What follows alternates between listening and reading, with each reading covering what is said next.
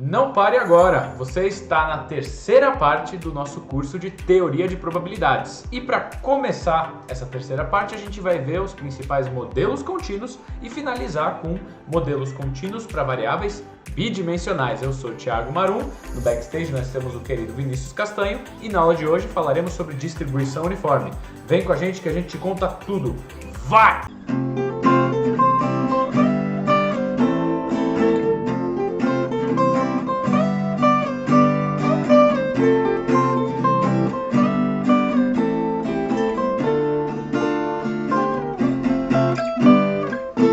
Primeiramente, sejam muito bem-vindos, vocês estão no canal Educacional THM, direto do estúdio da banda. Antes de tudo, eu vou pedir para vocês continuarem a deixar o like de vocês, continuarem também a se inscrever no canal se você não é inscrito, ou tem alguém que você conhece no seu meio aí não é inscrito, então pede para se inscrever, por favor, e nos ajudar na divulgação nas suas mídias sociais, enfim. Estamos fazendo esse curso aqui para ajudar você que quer aprender probabilidades, tá bom? Muito obrigado pelo apoio de sempre. Continuando nossas conversas, já que eu estou falando de contínuo, saímos então dos modelos discretos, de variáveis aleatórias discretas, e modelos 2D, né, variáveis 2D, probabilidade conjunta e coisas desse tipo, para iniciar a nossa conversa com variáveis contínuas. Lembrando você então, na primeira parte do nosso curso a gente teve álgebra de eventos, probabilidades, variáveis aleatórias. Depois a gente começou a ver esperança matemática e variância, valor esperado e variância, e ali a gente definiu algumas propriedades importantes que seriam usadas nos modelos discretos, variáveis unidimensionais, distribuição de Bernoulli, binomial, a distribuição geométrica e a de Poisson também, isso, do francês. E aí, depois disso, a gente caminhou a conversa para variáveis bidimensionais, com aquelas tabelas de probabilidade conjuntas, e fechou com coeficiente de correlação, já medidas de associação de variáveis 2D. A conversa agora na nossa terceira parte do curso, ela vai seguir a segunda parte, só que para variáveis contínuas. A gente vai começar vendo na aula de hoje um dos principais modelos para variáveis contínuas, e nas aulas subsequentes a gente vai ver outros dois modelos que são também muito importantes, e no final do curso a gente vai partir para a generalização disso tudo para duas dimensões, tá bom? Então, na aula de hoje a gente vai aprender o primeiro modelo que chama modelo que chama modelo uniforme, a distribuição uniforme. Vamos dar uma pulada lá para nossa lousa digital, em que eu já deixei anotada ali a distribuição uniforme e vou indicar para vocês aqui a nossa notação. Uma distribuição uniforme pode ser dada com x maiúsculo, assume uma uniforme, e aqui veja que você tem dois parâmetros de entrada, que são A e B, sendo A e B números reais. Então, os parâmetros dessa sua distribuição são dois números, de fato. E a função densidade de probabilidade, que agora é o que vai nos ajudar a entender como que a probabilidade está distribuída, visto que estamos no caso de variáveis contínuas, ela é dada por essa formulação. Eu sei que ainda pode estar um pouco difícil de enxergar o que é isso, eu já vou mostrar para vocês no gráfico, mas a ideia aqui segue o mesmo efeito cascata que a gente tinha nos modelos discretos. Ou seja, nós temos uma distribuição, a gente vê como é a notação dela e qual que é o parâmetro que a gente precisa dar de entrada para definir a distribuição, a gente vê como ela tem as probabilidades distribuídas, que lá no caso das discretas era uma tabela, e aqui vai ser essa função, que a gente integra no intervalo e tem as probabilidades. E depois disso faltavam ainda duas propriedades. Você lembra quais eram? A esperança e a variância. variância. Então, a gente já viu como se dá a notação. A gente já viu a função aqui, densidade, mas a gente vai ver ela graficamente.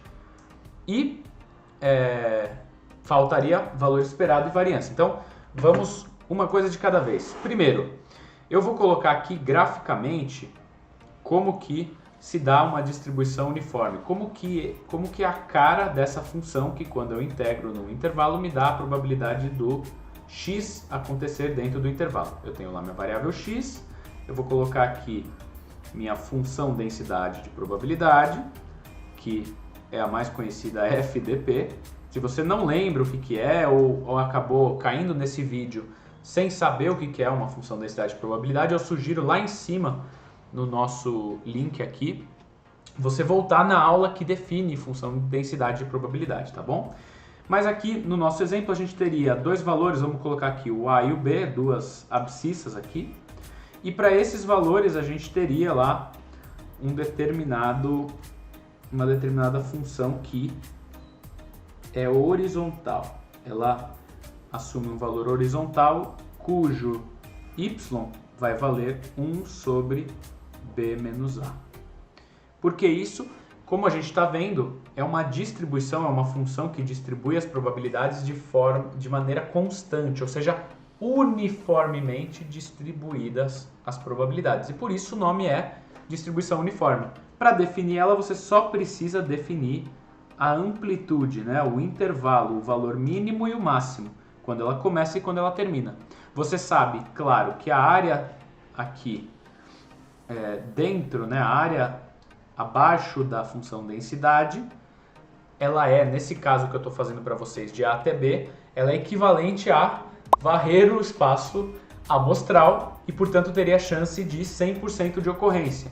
E aí, se você já sabe isso, construir esse 1 sobre b menos a como o valor de y da função densidade acaba sendo uma coisa direta. Se você ficar com dúvidas, chama esse termo que eu acabei de sublinhar aqui de x, ou não, x não, de e', por exemplo, para você descobrir a equação, e faz a área desse retângulo aqui ser igual a 1. Você vai ver que a e' vai dar 1 sobre b menos a.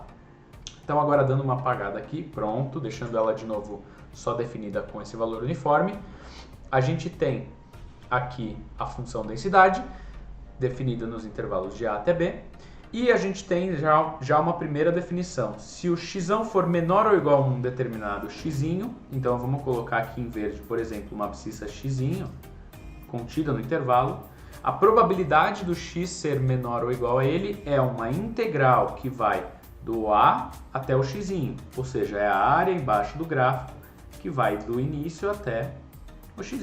Muito bem, essa área desse retângulo aqui nesse exemplo, muito tranquilo, mesmo que envolva integrais, a gente não precisa nesse momento entrar na parte do cálculo e na verdade a gente precisa mais enxergar como que isso está disposto no gráfico e aí saber qual que é a área do retângulo que a gente precisa calcular, tá bom? Acho que é uma tarefa não tão complicada assim. Muito bem, já vimos distribuição uniforme, agora faltariam aquelas duas propriedades que o Vinícius bem falou, o valor esperado e a variância. Para isso eu vou relembrá-los dos conceitos de valor esperado para variáveis bidimensionais. A gente passou por isso talvez um pouco rápido, porque a ideia... Variáveis bidimensionais ou contínuas? Variáveis contínuas, perdão. Claro que eu falei isso já esperando uma correção de você que está aí em casa e do Vinícius aqui para ver se vocês estavam prestando atenção. Claramente era um teste e você passou, parabéns. Então, continuando. A gente viu propriedades de valor esperado e variância para variáveis aleatórias, só que a gente deu mais atenção para variáveis discretas, porque a gente estava na parte do curso em que a gente ainda estava introduzindo o conceito de variável aleatória, então não era interessante sair jogando integrais e deixar vocês cada vez mais confusos e com medo. Ok, uma vez que a gente já sabe o conceito e já sabe calcular para as discretas, agora reveremos? A gente vai ver de novo o conceito, só que agora para as variáveis contínuas. Então, olha, o valor esperado da sua x, né, da sua variável aleatória para um caso contínuo, ele é o valor de x multiplicado pela probabilidade de ocorrência, igual a gente tinha antes. Só que a probabilidade agora não é uma massa, né, não está concentrada, não é um p de x igual a x. Ela vai ser uma integral da e', função densidade. E, portanto, o que vai fazer você calcular o valor médio de uma distribuição de uma variável contínua vai ser x, que é o valor que a variável assume, vezes a função densidade, isso tudo integrado do início até o fim. E nesse caso, num caso genérico, a gente põe de menos infinito a mais infinito. Veja, você está somando todos os casos possíveis, igual a gente fazia no valor esperado das discretas, e a gente está multiplicando x pela sua probabilidade de ocorrência, que agora, em vez de ser x vezes p, virou x vezes uma função que eu integro nesse intervalo. Muito bem, de maneira análoga, o valor esperado de uma função vai seguir o mesmo conceito, só que a gente troca onde tinha x, a gente vai colocar o valor da função aplicado em cada x, de maneira muito análoga ao que a gente viu no vídeo de valor esperado.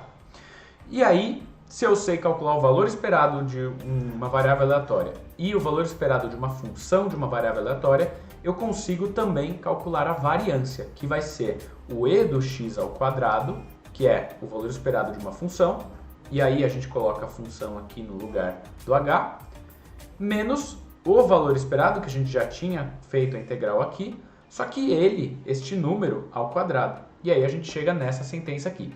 O ponto agora é só relembrá-los dessas definições, mas se tratando de modelos contínuos, são modelos, justamente tem esse nome, são ali elencados como principais, porque a gente já conhece e vão ser usados em uma ampla gama de problemas práticos. E, portanto, a gente não precisa ficar deduzindo isso para cada modelo principal. Pode ser que se você está fazendo uma prova ou algum curso do tipo, ele te dê uma função que você não conhece, que não é um modelo clássico, e aí você tem que saber esses conceitos para justamente definir os valores esperados e variâncias.